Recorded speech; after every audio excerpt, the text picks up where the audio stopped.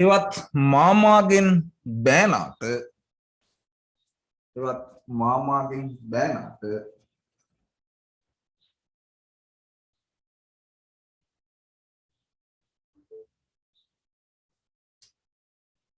රාජ්‍ය උරුමය හිමිවීම රාජ්‍ය උරුමය හිමිවීම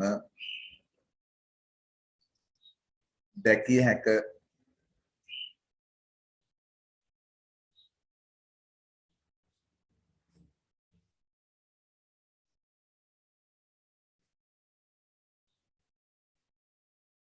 මව් පාර්ශවය බලවත් වූ බව මව් පාර්ශවය බලවත් වූ බව එයින් පෙනේ.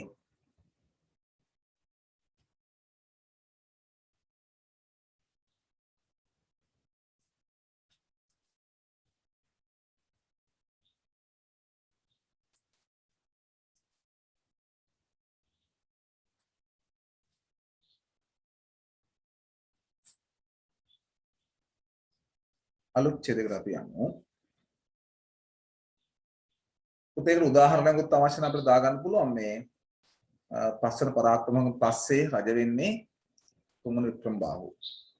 ඒක අවශ්‍යම නැහැ. අපි යමු අලුත් ඡේදයකට. ගම්පොළ යුගය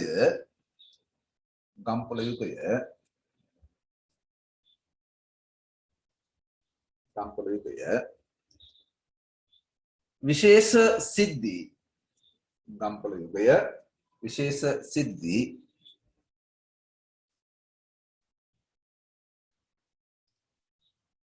කිහිපයක් සිදු වූ කාල පරිච්ඡේදයකි.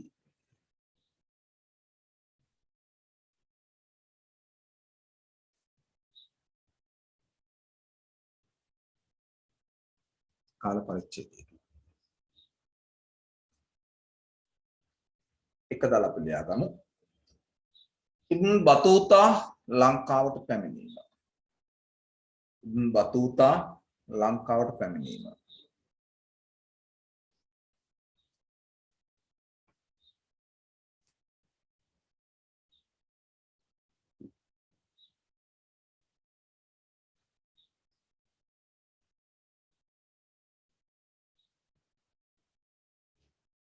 අපි යටතේ ලියාගමු. අරාබි ජාතික දේශාටකයෙකු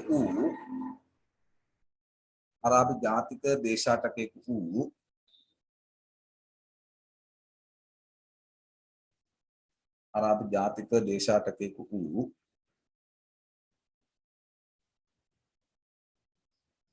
බතූතා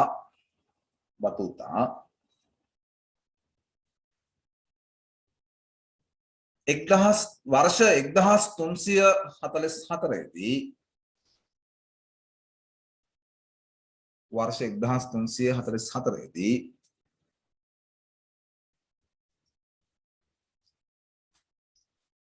යාපනයට පැමිණියේය.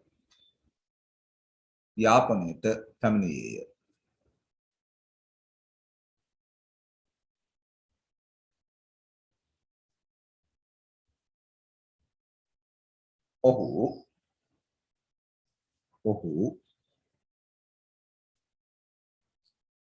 ආර්ය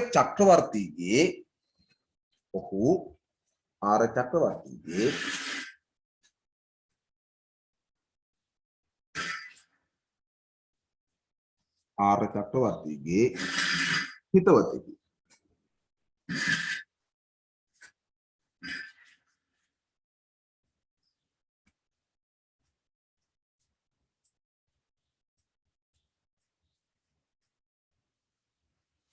ආර්ය චක්‍රවර්තීගේ උදව්වෙන් අනුග්‍රහයෙන් කියන්න ආර්ය චක්‍රවර්තීගේ අනුග්‍රහයෙන්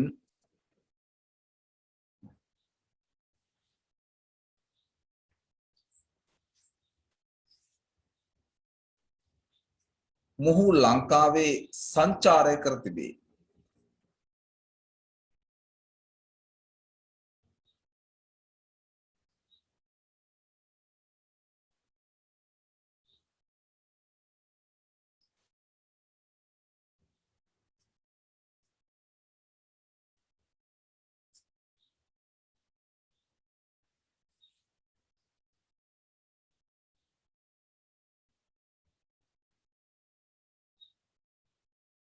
ශ්‍රී පාදය වන්දනා කළ බව වන්දනා කිරීමට ගිය බව ශ්‍රී පාදය වන්දනා කිරීමට ගිය බව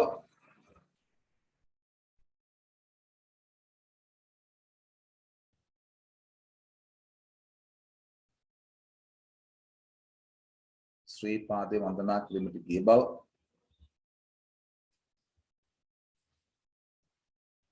ලංකාවේ බස්නාහිර විරලේ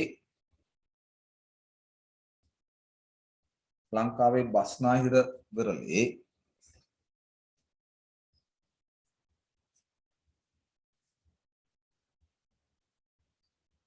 වරායන් ආශ්‍රිතව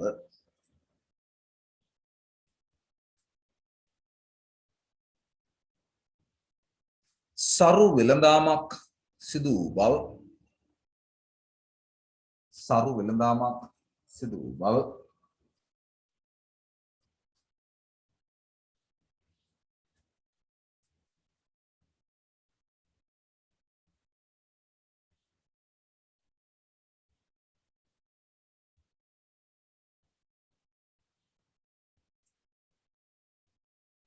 රයිගම ප්‍රදේශයේ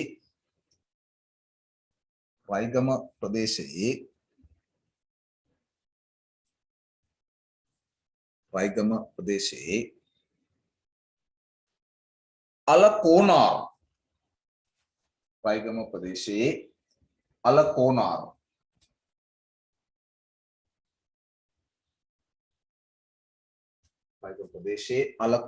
නම් පාලකයෙක්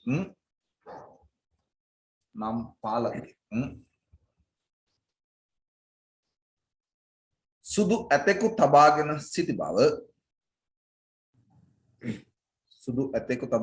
සිටි බව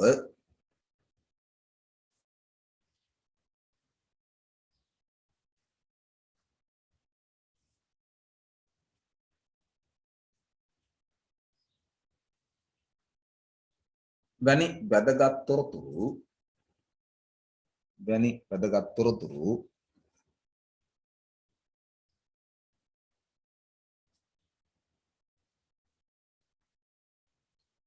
රසක් ඔහුගේ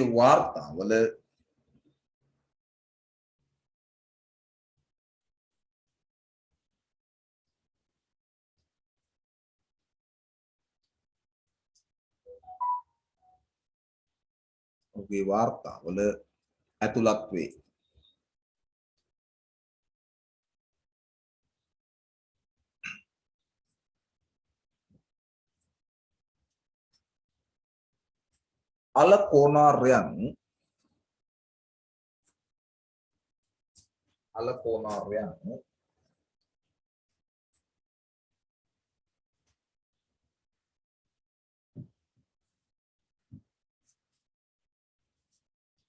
අලකෝනාරයන්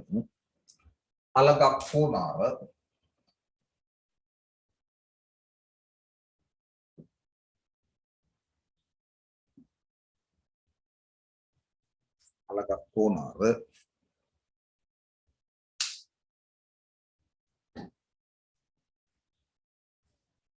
පරපුරේ අයකි.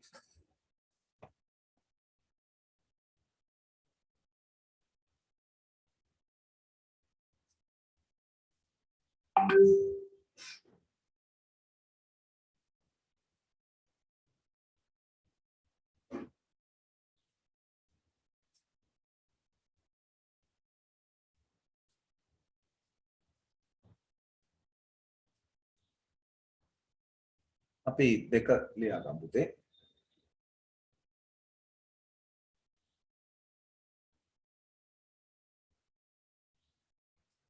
ආර්ය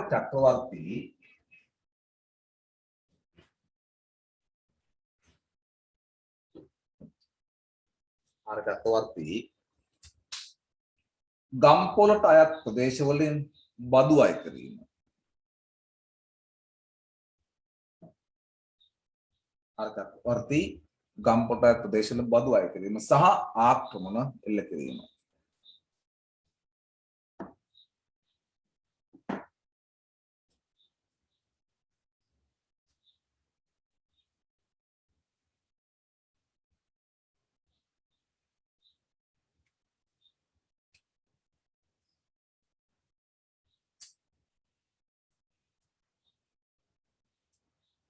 ඒ යටතේ ලියන්න.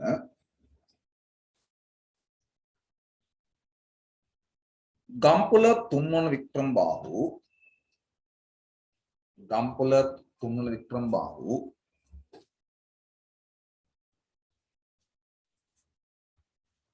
රජුගේ කාලය වන විට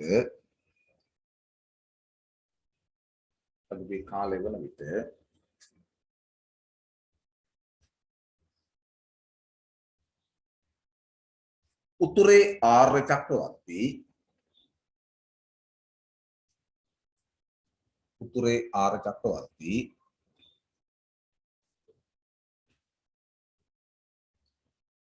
මන්නාරම සිට පානදුර දක්වා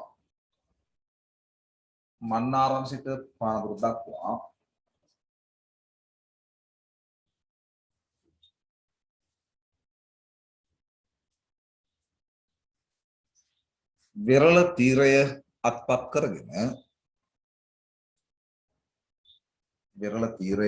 අත්පත් කරගෙන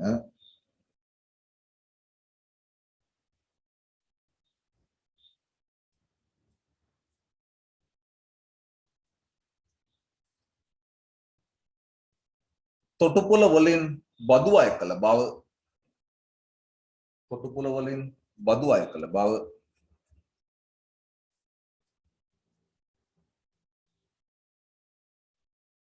සඳහන් වේ.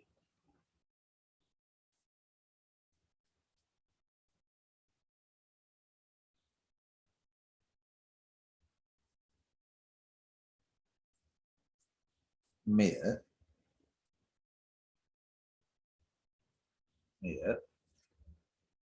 ගම්පොළ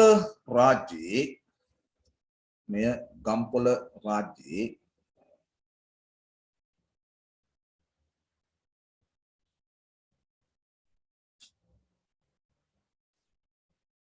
ස්වාධීනත්වයට සහ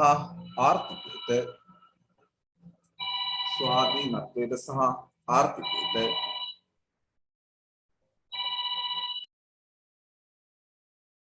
එය ගම්පොළ රාජධානියේ ස්වාධීනත්වයට මෙන්ම ආර්ථිකයටද බලවත් පහරක් විය.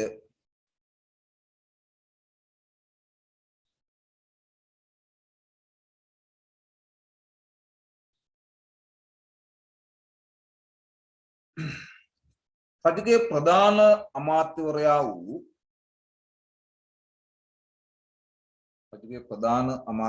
වූ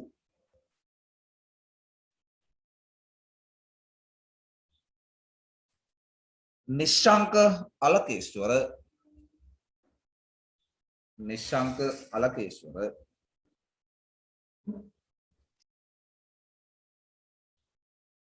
කෝට්ටේ බලකොටුවක් තනවා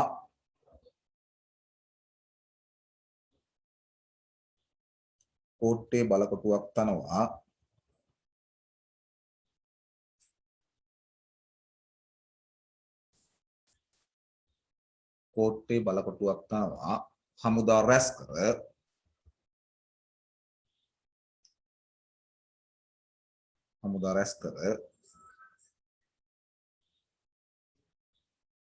ආර්ය චක්‍රවර්තිගේ බදු නිලධාරීන්ට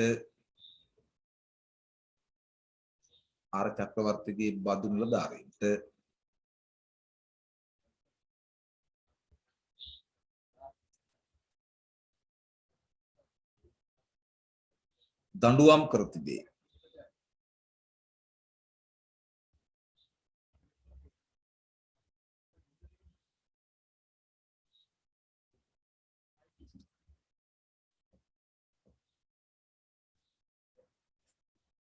එයින් කුපිත වූ ආර්ය චක්‍රවර්ති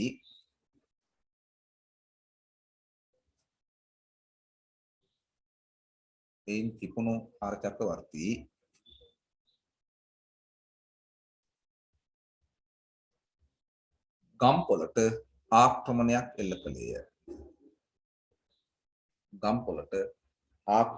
එල්ල කළේය.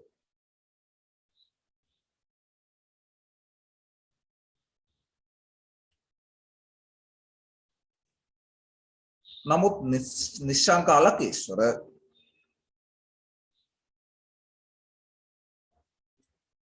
නමුත් නිශ්ශංක අලකේශ්වර එය පරාජය කරන ලදී.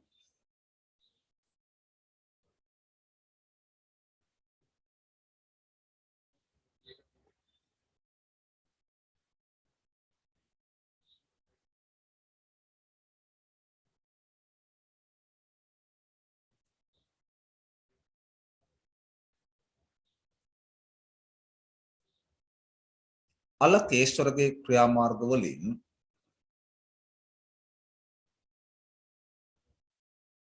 අලකේශ්වරගේ ක්‍රියාමාර්ග වලින්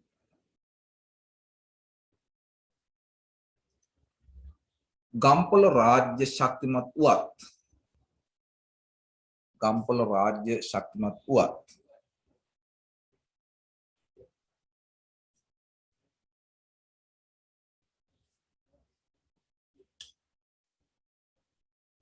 පසු කාලයේදී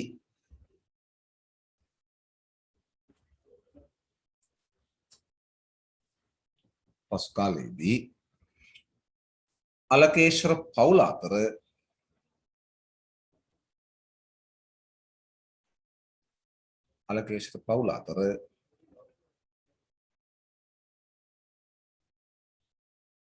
මතභේද ඇතිවිය.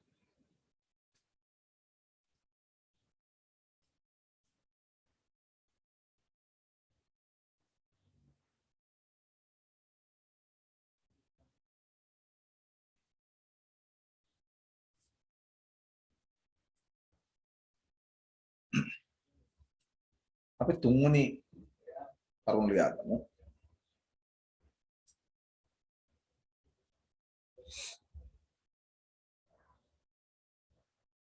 චීන ආක්‍රමණය කෙටීම ලියා ගමු. චීන ආක්‍රමණය.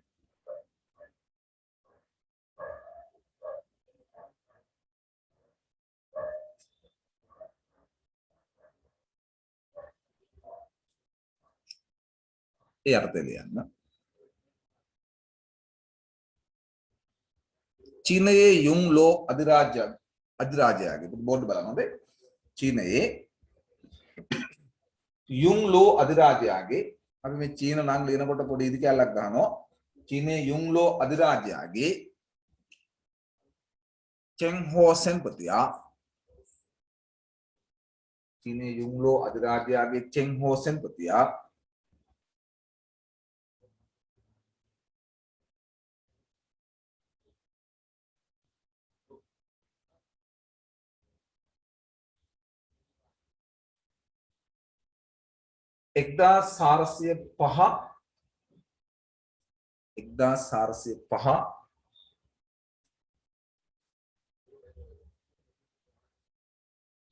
सारस्य पहा 1405 1409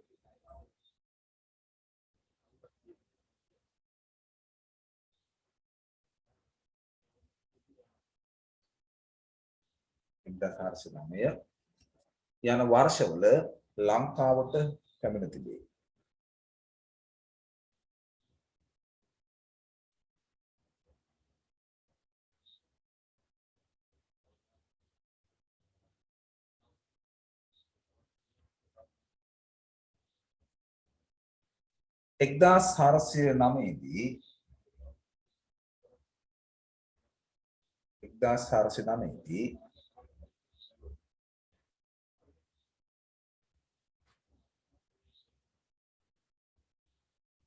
එක්දාස් 1409 තෑගි බෝග රැගෙන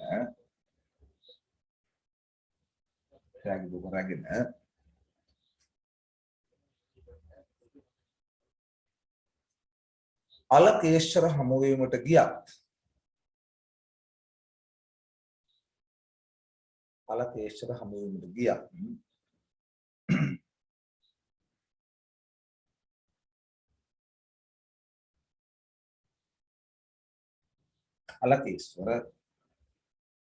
අලකේශ්වර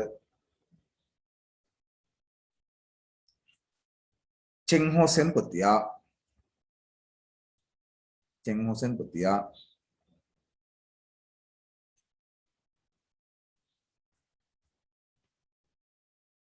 නිසි පරිදි පිළිගෙන නැත. නිසි පරිදි පිළිගෙන නැත.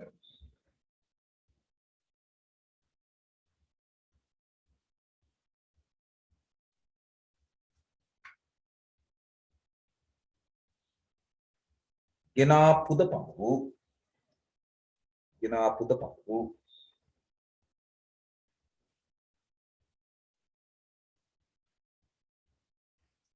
දෙවුන්දර දේවාලයට පූජා කර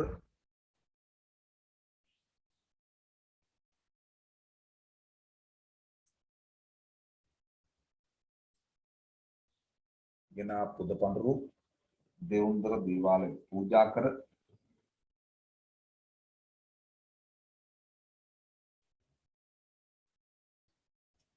චීන පර්සියන් හා දෙමළ භාෂාවලින්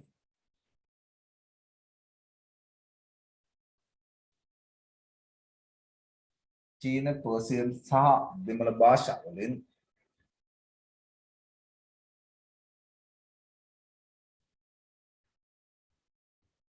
සෙල්ලිපියක්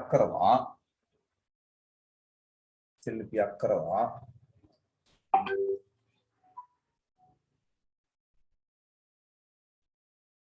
ඔහු නැවත චීනයට ගියේය.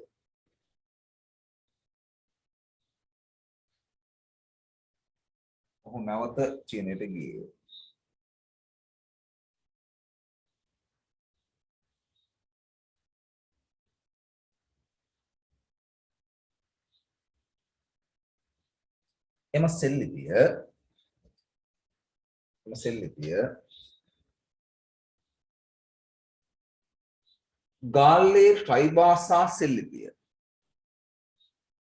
ගාල්ලේ ත්‍රිභාෂා සෙල්ලිපිය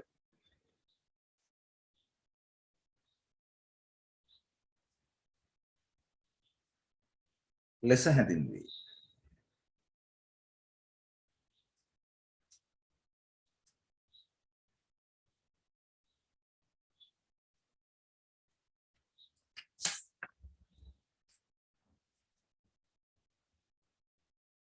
පසුව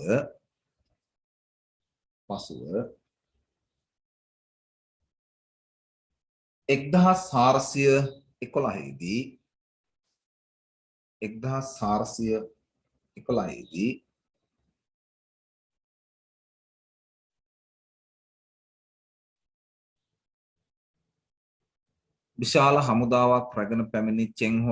දී විශාල හමුදාවක් රැගෙන පැමිණි චෙං හෝ සෙන්පති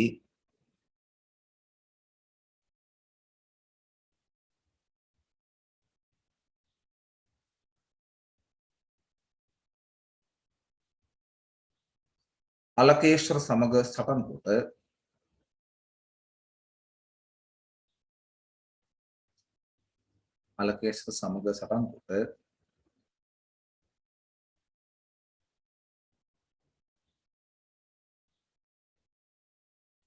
ඔහු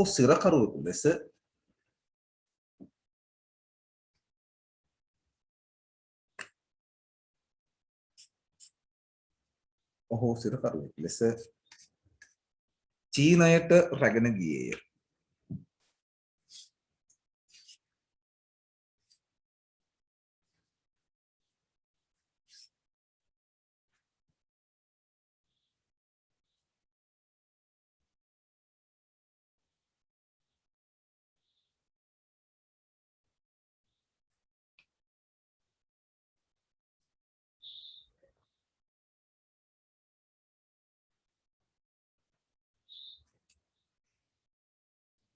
හතරක් ලියාගමු අපි.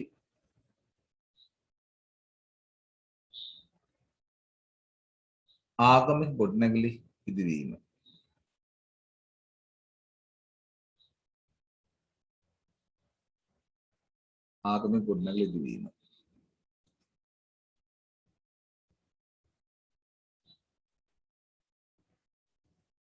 ලියාගමු යටතේ ගම්පොළ යුගයේ ඉදූ මෙම යුගයේ ඉදූ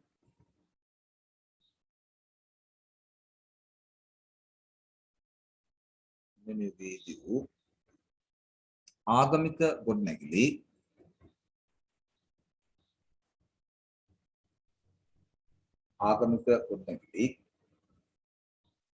වර්තමානයේ දක්නට ලැබේ.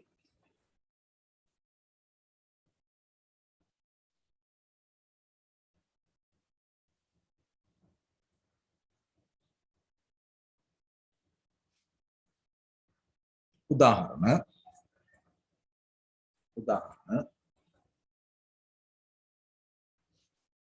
හතරවන බුවනකපා රජු ඉදි කළ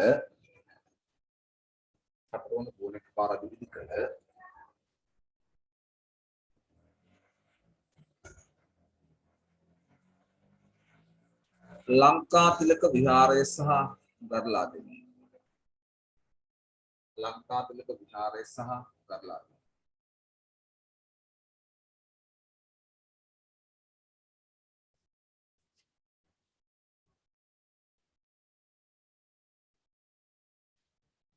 තුන්වන වික්‍රමබාහු රජු ඉදි කළ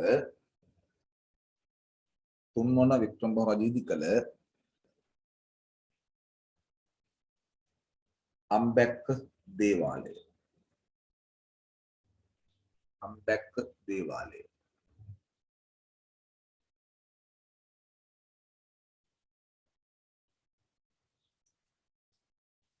දැක්විය හැක.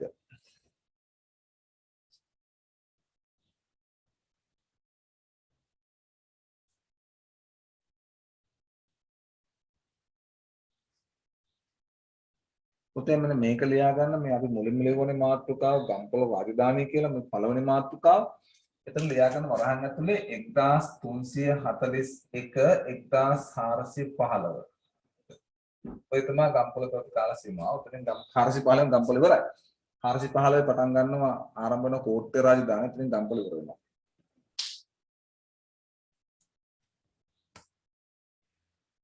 දැන් අපි වගුවක් විදියට ලියාගමු.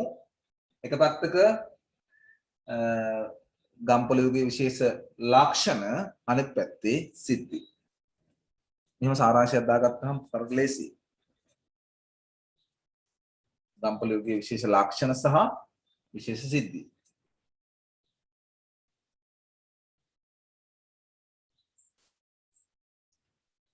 විශේෂ ලක්ෂණ අපි ලියමු කතා කරමු. පුතේ මොනවද විශේෂ ලක්ෂණ ගම්පොළ යුගයේ? දැනට කොළ දෙකට බෙදලා ලියා ගන්න පස්සේ පුතා වගුවක් ගන්න. විශේෂ ලක්ෂණයක් තමයි අපි මුලින්ම ලියා ගමු. සමකාලීනව රාජධානි කිහිපයක් ක්‍රියාත්මක වීම. සමකාලීනව රාජධානි කිහිපයක් ක්‍රියාත්මක වීම.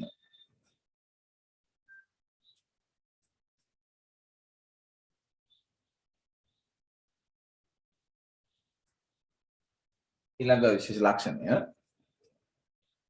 කැපී පෙනෙන ප්‍රභූ පවුල් දෙකක් දැකිය හැකි වීම. කැපී පෙනෙන සර් පළවෙනි ලක්ෂණය ආයි චුට්ටක් කියන්නකෝ.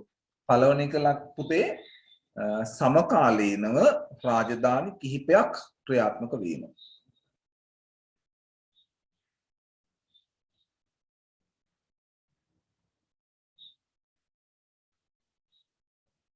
හරිද පුතේ?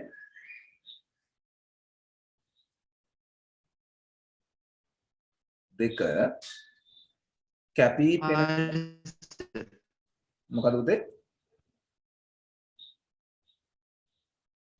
දෙක පුතා කුයක මට අහුන්නේ නැහැ පුතේ. ඔයාලා සිග්නල් මදි වගේ.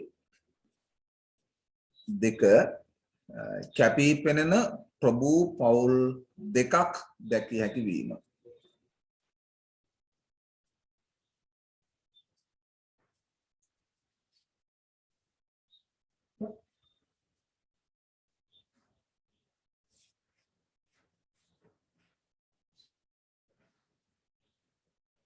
තුන්වෙනි එක රාජ උරුමය ලැබීමේදී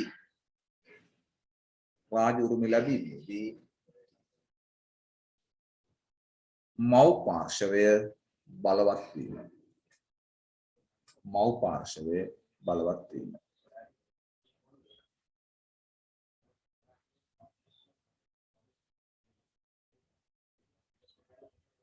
අපි ලියමු ඊළඟට විශේෂ සිද්ධි.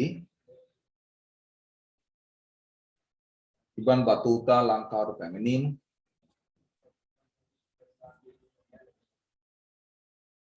ඉබන් බතුතා ලංකර පැමිණීම.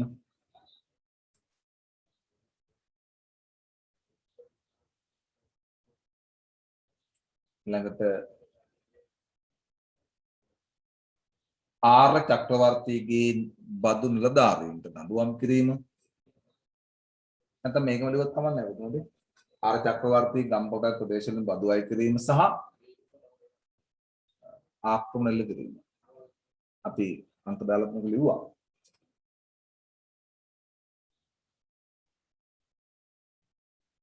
ලියන අමාරු නම් වෙනම හදලා ලියන්න ඕවා. ආර්ය චක්‍රවර්තී ගම්පොට ප්‍රදේශවල බදු අය කිරීම සහ ආක්‍රමණ එල්ල කිරීම.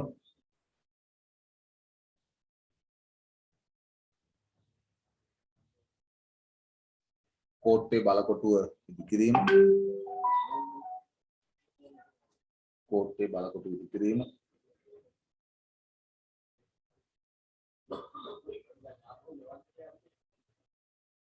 අන්ත මේක ගම්පලුවේ අවසානයේ අවසාන කාලයේ චීන ආක්‍රමණයක් එල්ල වීම.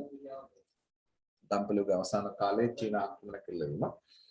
එතකොට මේ 1411 තමයි මේ ආක්‍රමණය එල්ල වෙන්නේ. එතකොට 1415න් ගම්පලුවේ අවසන් වෙනවා. අපිට පැහැදිලි මේ ආක්‍රමණය එල්ල වෙන්නේ ගම්පලුවේ අවසාන කාලේ. ඊට පස්සේ 1412 වගේ වෙනකොට 11 12 ඔය ආසන්න කාලෙ වෙනකොට මේ රජ වුණා රයිගම 6 වෙනි පරාක්‍රම රජතුමා.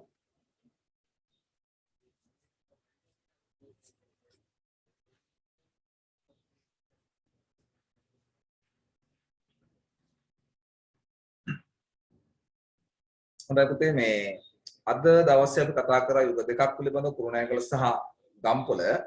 පුතාලට ඒ ගැන පැහැදිලිද? ඔව් සර්. ගැටලුවක් නැහැ නේ. මහාවන් බරපතල හිතන්න එපා. ඉතින් මේ සරල කාරණා ටිකක් තියෙනවා. අපි යුග ටික වෙන් කරලා අවසානයේ වගු ටිකක් වගුවක් හිම ගහලා තොරතුරු ටික වෙන් කරගත්තාම ගැටලුවක් එන්නේ නැහැ. බුදු පාඩම් කරගෙනම ලේසි. පුතාලට මම දීලා තියෙනවා මේ ටියුට් එකේ අවසානයේ දීලා බලන්න මේ වගුවක්. ඒ වගුවේ තියෙනවා මේ එක එක යුගවල ලියන පොත්පත් ටික. අනුරාධපුරේ නම් තියෙනවා. එතකොට ඒ වගුවත් පොඩ්ඩක් පාඩම් කරගන්න. ඒක හොඳයි. අද මම දැන් ඔයගොල්ලන් සිතියන් ටිකක් ලකුණු කරන්න. ඒකත් උදේ කරන්න. සමහර දරුවෝ නම් ලකුණු කළා දාන ගෲප් එකට. සමහර අය නම් එහෙම කරන්නේ නැහැ. නමුත් ඒක අනිවාර්යෙන් කරන්න ඕන දෙයක්. හොඳයි. එහෙමනම් අපි නැවත හමු වෙමු ලබන අඟහරුවාදා 11:30ට. නම් අපි අදට සමුගමු. හැමෝටම ආයුබෝවන්. ආයුබෝවන් සර්. ආයිබෝන් සර්. හොඳයි ආයුබෝවන්.